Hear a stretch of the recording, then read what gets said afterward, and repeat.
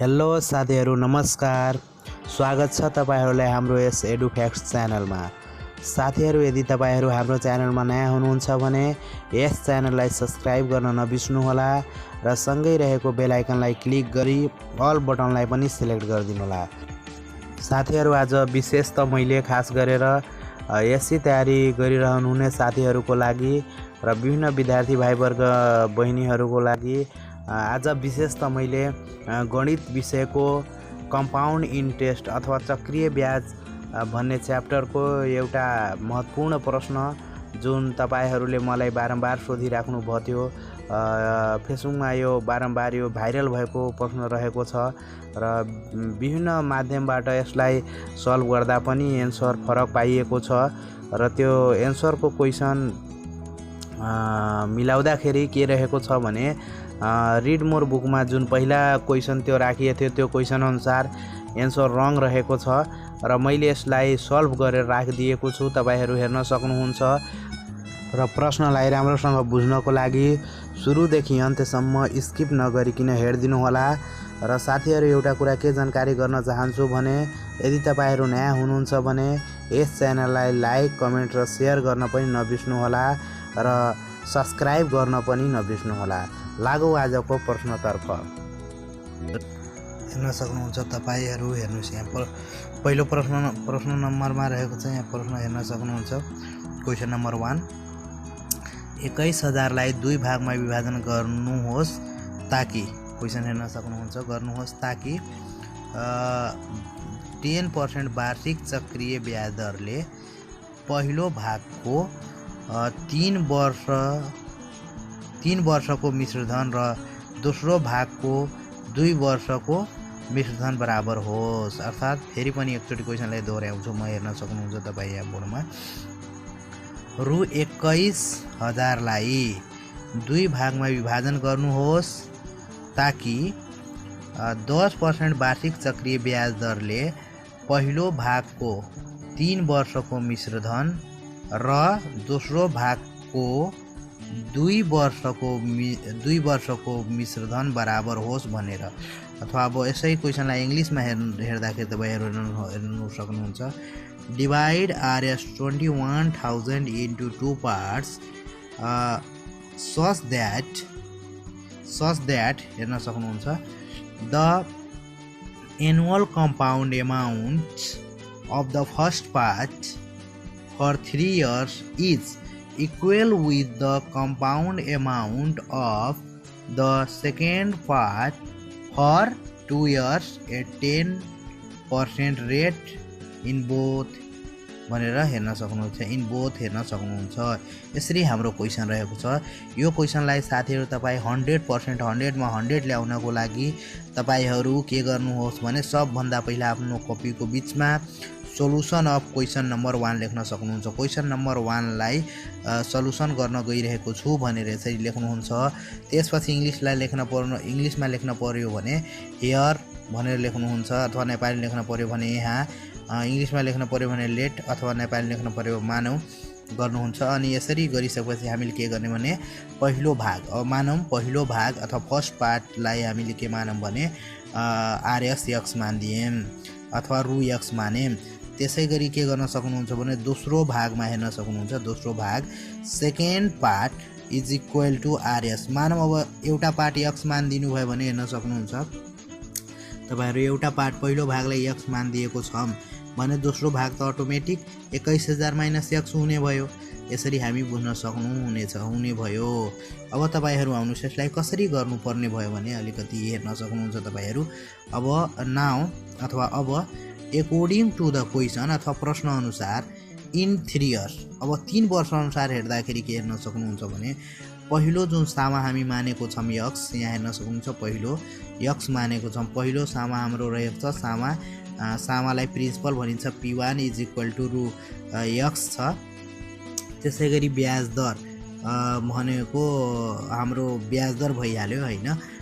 Rate भयो rate कति छ हाम्रो R1 लाई हामी 10% मान्यौँ र टाइम समयलाई हामी 3 इयर्स मान्यौँ भने मिश्रधन के हुनेछ मिश्रधन भनेको कम्पाउन्ड एमाउन्ट के हुनेछ कम्पाउन्ड एमाउन्ट फर्स्ट पहिलो compound amount is equal to what गऱ्यौँ।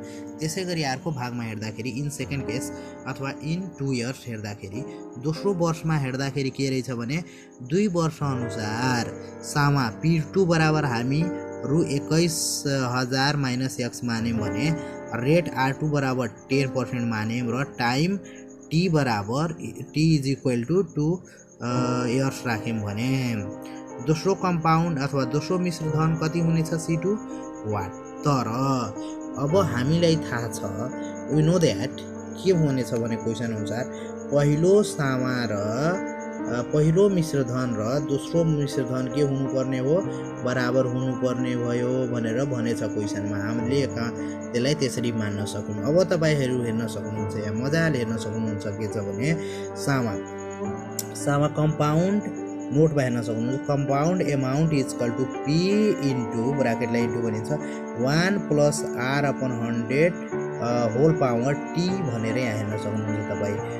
CA compound amount is equal to P अनि होल ब्राकेट हेर्न सक्नुहुन्छ यहाँ ब्राकेट छ यसरी तपाईहरु यहाँ ब्राकेट हेर्न सक्नुहुन्छ अनि यो ब्राकेट भित्र 1 प्लस R अपन 100 अनि तपाई होल पावर के राख्न सक्नुहुन्छ T राख्न सक्नुहुन्छ। यो हाम्रो कम्पाउन्ड एमाउन्टको सूत्र हो।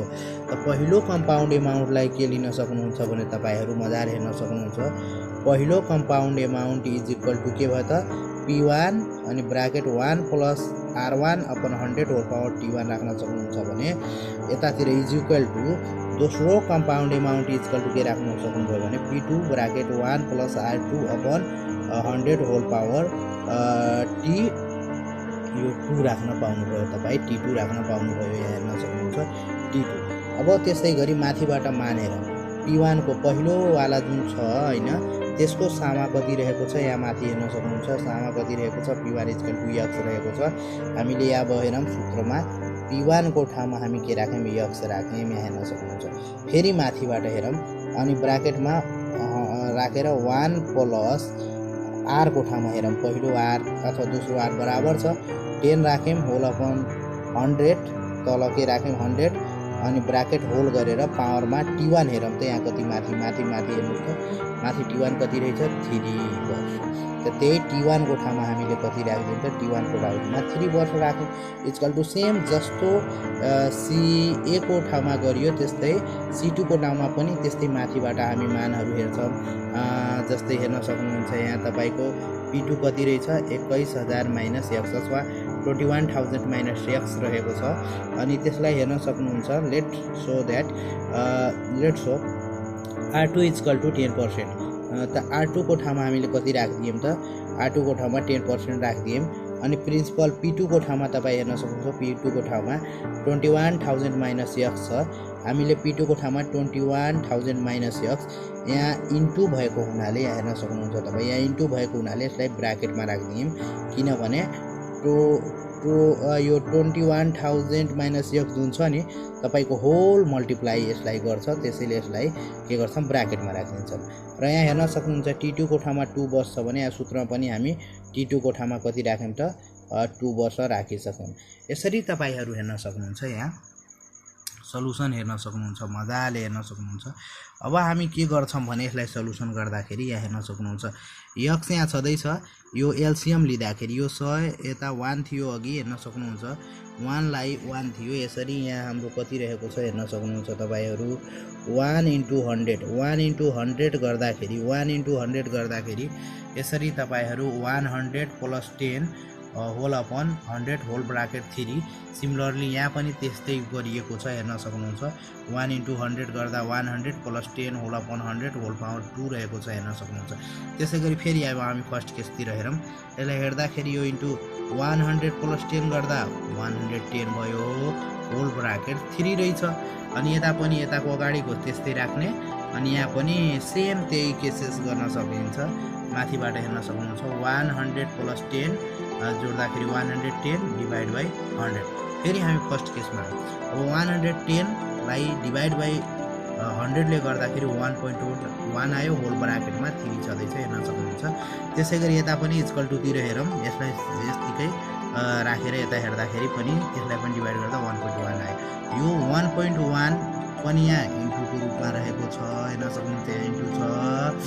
अनि यसको होल पावर 2 छ, यहाँ पनि हेर्न सक्नुहुन्छ 1.1 यहाँ के छ त इन्टुमा छ, यसको होल पावरमा 3 छ। अब के गरौँ भने यो 1.1 जुन छ 1.1 जुन छ हेर्न सक्नुहुन्छ 1.1 जुन छ यो र यताको इक्वल टु आरको पट्टिको जुन छ 1.1 हेर्न सक्नुहुन्छ त्यो माथिको 1.1 यो सेम भएकोले यता ल्याएर हामी यता मल्टिपल भएकोले यता लेफ्ट साइडतिर ल्याएर डिभाइड गर्दा यहाँ पावर कति रहेको छ 2 सेमको, अनि यहाँ पावर के रहेको छ 3। लेट इक्जाम्पलको रूपमा के हेर्न सक्नुहुन्छ नोटको रूपमा भने तपाईहरु के हेर्न सक्नुभयो भने जस्तै x को पावर 3 डिभाइड बाइ तपाई के गर्नुभयो x को पावर 2 ले डिभाइड गर्नुभयो भने यो x को पावर 2 काटेर यहाँ 3 काटेर यहाँ 1 बच्छ अथवा x को पावर 1 बच्छ। त्यस्तै सेम हामी त्यो के गर्यौं भने यहाँ पनि हामीले यो डिभाइड गरेर यो मानम x हो भने x को पावर 1 बचेको छ, 1 नलेख्दा पनि चल्छ, 1.1 को पावर 1 भयो। यसरी x इन्टु 1.1 गर्दाखेरि 1.1 इन्टु x भयो र यता हेर्दाखेरि हाम्रो कति बच्यो त अब त्यो मल्टिप्लाई गर्न यो जुन छ यता गइसकेपछि हाम्रो के बच्यो त 21,000 माइनस x अथवा 21,000 माइनस x बच्यो। अब 21,000 माइनस x बचेको छ भने x को अगाडि कति रहेको हुन्छ भने 1 रहेको हुन्छ अथवा 1x रहेको हुन्छ। अब तपाईँ यहाँ हेर्न सक्नुहुन्छ x मा 1.1 ले इन्टु गर्दा 1.1x भयो र उताको जुन 1x छ यता ल्याउँदाखेरि लेफ्ट साइड ल्याउँदाखेरि यता माइनस x छ, यता आउँदाखेरि प्लस x भयो अथवा 1x भयो। यो जोड्दाखेरि अब 1.1x प्लस 1x एड गर्दाखेरि 2.1x भयो अनि इज इक्वल टु यता कति रहेछ 21,000 रहेको छ। अब तपाईँ के गर्न सक्नुहुन्छ भने x को भ्यालु निकाल्नको लागि यहाँ इन्टु रहेको हुनाले 2.1 लाई यता ल्याएर के गर्ने डिभाइड गरिदिने, अनि डिभाइड गर्दा कति आयो त x इक्वल टु 10,000 आयो डिभाइड गर्दाखेरि।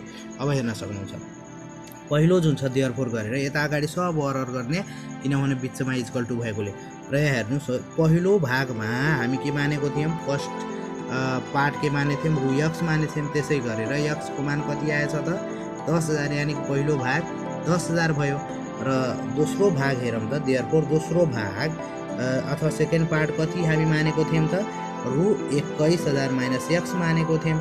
त्यही भएर हामी 21,000 बाट यता 10,000 घटाउँदाखेरि कति बच्यो त 11,000 यानी कि पहिलो भाग 10,000 र दोस्रो भाग 11,000 रहेको छ। यसरी हामीले के गर्न सक्छौं भने 21,000 लाई दुई भागमा विभाजन गर्न सक्छौं जसको वार्षिक चक्रीय ब्याज 10% रहेको हुन्छ र पहिलो भागमा 3 वर्षको मिश्रधन र दोस्रो भागमा 2 वर्षको मिश्रधन गर्यौं जुन बराबर हुन्छ भने हामीले यसरी हिसाब गर्न सक्छौं।